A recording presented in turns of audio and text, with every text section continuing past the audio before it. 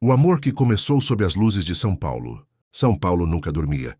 As luzes da Avenida Paulista brilhavam como estrelas artificiais, naquela noite em que o destino decidiu cruzar dois caminhos que jamais seriam os mesmos novamente. Helena tinha apenas 21 anos quando conheceu Leonardo Albuquerque. Naquela época, ela trabalhava como garçonete em um restaurante sofisticado nos Jardins. O salário mal pagava o aluguel do pequeno apartamento na Zona Leste, mas ela nunca reclamava. Tinha um sorriso fácil e uma força silenciosa que ninguém imaginava. Leonardo tinha 30 anos, herdeiro de um império imobiliário, dono de prédios comerciais espalhados pela cidade, presença constante nas capas de revistas de negócios. Elegante, reservado, sempre cercado de pessoas, mas profundamente sozinho. Naquela noite, ele entrou no restaurante acompanhado de investidores estrangeiros. Terno sob medida, postura impecável, olhar distante. Helena foi quem levou o vinho à mesa. Quando seus olhos se encontraram pela primeira vez, algo aconteceu. Não foi explosivo. Foi silencioso, intenso, como se ambos reconhecessem algo que ainda não sabiam explicar. Durante as semanas seguintes, Leonardo voltou ao restaurante mais vezes do que precisava. Sempre pedia a mesma mesa. Sempre esperava ser atendido por ela. E foi assim que começaram. Primeiro conversas discretas, depois cafés fora do expediente, depois jantares, depois noites inteiras conversando sobre sonhos. Helena falava sobre terminar a faculdade de administração. Leonardo falava sobre expandir seus negócios para fora do Brasil. Ela via nele um homem sensível por trás da postura rígida. Ele via nela algo que dinheiro nenhum comprava, verdade. E pela primeira vez em muitos anos, Leonardo se permitiu amar. Mas o amor deles cresceu rápido demais. E alguém não gostou. Camila, a ex-noiva de Leonardo, filha de um empresário influente, orgulhosa, controladora e ainda obcecada por ele. Ela descobriu sobre Helena e decidiu que aquela história teria fim. Quando Leonardo viajou para Nova York para fechar um contrato milionário, Camila colocou seu plano em prática. Interceptou mensagens, manipulou informações, fez Helena acreditar que Leonardo havia voltado para ela e fez Leonardo acreditar que Helena estava interessada apenas em dinheiro. Quando ele retornou ao Brasil, frio e distante, Helena não entendeu. Ele não explicou. Ela não implorou. O orgulho ferido falou mais alto que o amor. E naquela noite chuvosa em São Paulo, eles se despediram sem saber que aquela despedida carregava algo maior, algo que mudaria tudo. 2 semanas depois, Helena começou a passar mal. O diagnóstico veio em silêncio. Grávida. Ela tentou ligar para Leonardo, tentou enviar mensagens, tentou ir até o escritório dele na Avenida Faria Lima, mas nunca conseguiu falar com ele. Camila havia bloqueado tudo, e Leonardo, acreditando ter sido enganado, decidiu seguir em frente. Helena chorou sozinha, mas não desistiu. Ela colocou as mãos sobre o ventre ainda invisível e sussurrou: "Eu vou cuidar de você." E assim começou a história que mudaria 3 vidas para sempre. 8 anos se passaram. E numa manhã qualquer, Helena pisaria na mansão de um dos empresários mais poderosos de São Paulo, sem imaginar que estava prestes a reencontrar o único homem que nunca conseguiu esquecer. E que ele estava prestes a descobrir que tinha um filho. 8 anos haviam se passado. São Paulo continuava acelerada, intensa, indiferente às histórias que aconteciam. Por trás dos prédios espelhados da Faria Lima, Helena já não era a mesma jovem garçonete. A vida havia endurecido seus traços, mas não seu coração. Aos 29 anos, acordava todos os dias antes das 6 da manhã em seu apartamento simples na Zona Leste. Preparava o café, arrumava a mochila do filho e beijava a testa de Miguel antes de levá-lo para a escola. Miguel tinha 7 anos, olhos atentos, inteligente, observador demais para a própria idade, e tinha algo no olhar, algo que Helena conhecia muito bem.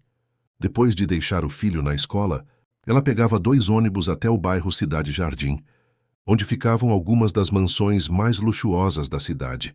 Naquela manhã, porém, seria diferente. Era seu primeiro dia em uma nova casa, a maior que já tinha visto. Portões altos, segurança na guarita, jardim impecável, uma construção moderna, com paredes de vidro que refletiam o céu cinza paulistano. Ela respirou fundo antes de tocar o interfone. Não sabia por que estava nervosa. Talvez fosse apenas o tamanho da casa. Ou talvez fosse o destino começando a se mover. A governanta abriu o portão. Você deve ser a Helena. Pode entrar. Ela atravessou o jardim, sentindo o salto tocar o mármore da entrada. Tudo ali exalava luxo silencioso. Quadros contemporâneos, escada em mármore branco, lustres importados. Enquanto recebia as instruções sobre o serviço, ouviu passos descendo a escada. Passos firmes, conhecidos. Seu corpo inteiro congelou antes mesmo que seus olhos confirmassem. Leonardo Albuquerque parou no último degrau. O tempo não havia sido cruel com ele. Aos 38 anos estava ainda mais imponente, terno escuro impecável. Relógio sofisticado no pulso. Expressão séria. Ele olhou para ela. E por um segundo, a respiração falhou para os dois. Helena sentiu o coração bater tão forte que teve medo de que todos ouvissem. Leonardo franziu levemente o senho. Havia algo familiar naquele rosto. Mas o tempo, as mudanças e os anos criaram uma barreira suficiente para que ele não reconhecesse imediatamente. Nova funcionária?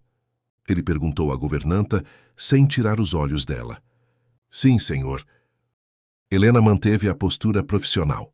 Bom dia. A voz saiu controlada, firme, mas por dentro o passado gritava. Leonardo sustentou o olhar por mais um segundo. Algo dentro dele se moveu. Uma sensação incômoda. Uma memória distante. Um perfume que parecia ecoar do passado. Mas ele afastou o pensamento. Espero que faça um bom trabalho, disse antes de sair. A porta fechou atrás dele. E só então Helena permitiu que o ar escapasse dos pulmões. Ela precisava daquele emprego. Precisava manter a estabilidade. Precisava proteger o filho. Ele não podia descobrir. Não agora. Nos dias seguintes, Leonardo começou a notar pequenas coisas. A organização da casa. A delicadeza com que ela tratava os funcionários. A forma como evitava contato visual prolongado. E quanto mais tentava ignorar, mais sentia aquela estranha familiaridade. Até que numa sexta-feira à tarde, algo inesperado aconteceu. Miguel saiu mais cedo da escola. A babá que às vezes ajudava Helena teve um imprevisto. Sem opção, Helena levou o filho para a mansão. Ele ficou sentado discretamente na área externa, fazendo lição enquanto ela finalizava o trabalho. Leonardo chegou mais cedo naquele dia. E ao atravessar o jardim viu o menino. Parou. Miguel levantou os olhos. Os dois se encararam. E por um segundo, era como olhar para um espelho em duas épocas diferentes da vida. Os mesmos olhos. O mesmo formato do queixo. O mesmo jeito de franzir levemente a testa. Leonardo sentiu o estômago revirar. Quem é você? Perguntou, aproximando-se devagar. Miguel. Está esperando quem? Minha mãe. Ela trabalha aqui. Leonardo olhou novamente. Algo dentro dele começou a fazer sentido. E, ao mesmo tempo, a assustar. Helena apareceu na porta. E quando viu os dois frente a frente, sentiu que o passado finalmente tinha batido à porta. Leonardo não sabia ainda. Mas naquela tarde, a dúvida começaria a crescer.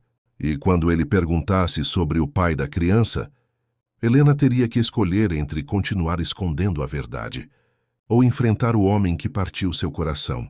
Depois daquele encontro no jardim, Leonardo não conseguiu trabalhar. Sentado em sua sala envidraçada na empresa, na região da Avenida Faria Lima, ele abriu relatórios, respondeu e-mails, participou de reuniões, mas sua mente voltava sempre ao mesmo ponto. O menino, os olhos, o formato do rosto, a forma como havia inclinado a cabeça ao fazer uma pergunta. Era impossível ignorar. Naquela noite, ao chegar em casa, encontrou Helena terminando o serviço na cozinha. Ela mantinha a postura profissional. Distante, controlada. Aquele menino é seu filho? Ele perguntou, apoiando-se na bancada de mármore. Helena sentiu o coração acelerar, mas manteve a voz firme. É sim, senhor. Ele odiou o senhor. Qual é o nome dele mesmo? Miguel. Leonardo respirou fundo. E o pai?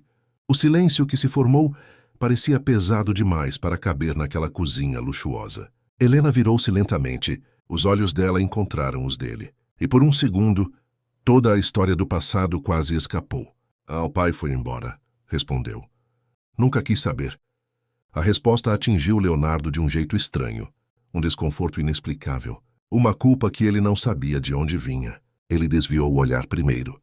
Entendo. Mas não entendia, porque pela primeira vez em anos, Leonardo começou a fazer contas. 8 anos. Ele e Helena haviam terminado. 8 anos atrás. O mesmo período. Coincidência demais. Naquela madrugada, Leonardo não dormiu. Andava pelo quarto escuro, lembrando-se do passado que tentara enterrar. Helena no restaurante. Helena rindo. Helena chorando na despedida. E então a lembrança mais dolorosa. A sensação de ter sido enganado. Camila havia sido tão convincente. Mostrara mensagens. Falara sobre interesse financeiro. Criara provas. Mas... E se ele tivesse acreditado na pessoa errada? Na manhã seguinte decidiu algo impulsivo. Chegou mais cedo em casa. Miguel estava novamente no jardim desenhando. Leonardo se aproximou devagar. O que está desenhando? Um prédio, respondeu o menino animado. Vou construir um bem alto quando crescer. Leonardo sentiu um arrepio. Vai ser arquiteto? Não, empresário. Ele sorriu. E por quê? Miguel pensou por um segundo. Porque minha mãe diz que meu pai era muito inteligente. Então acho que puxei ele. A frase atingiu Leonardo como um soco silencioso. Sua mãe fala dele? Às vezes. E o que ela diz? Miguel olhou para o desenho. Que ele não sabia que eu existia. O mundo pareceu parar. Leonardo ficou imóvel, o coração batendo forte demais. Ele não sabia que eu existia. As palavras ecoaram como uma acusação, como uma revelação, como um começo. Helena surgiu na porta novamente, e dessa vez, quando viu a expressão de Leonardo, ela soube.